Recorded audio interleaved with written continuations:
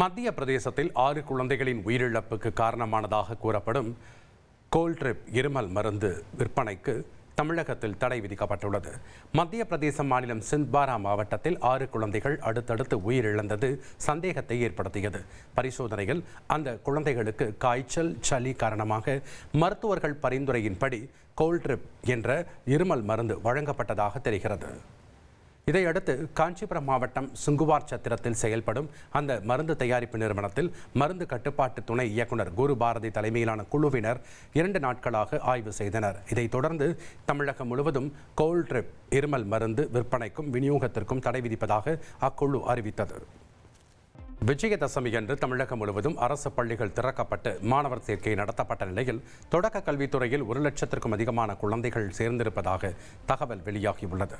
Pre-KG, LKG, UKG மற்றும் 1ஆம் வகுப்பு உள்ளிட்ட வகுப்பில் மாணவர்கள் சேர்க்கப்பட்டனர்.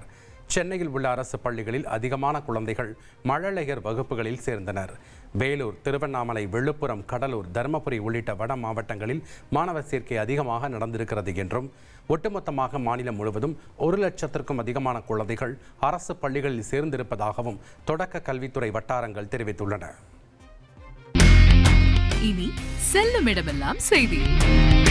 தந்தி டிவியின் வாட்ஸ்அப் சேனலை ஃபாலோ பண்ணினா செல்ல இருக்கும் இடமெல்லாம் செய்தி. இதோ QR கோட் இப்பவே ஸ்கேன் பண்ணுங்க, ஃபாலோ பண்ணுங்க.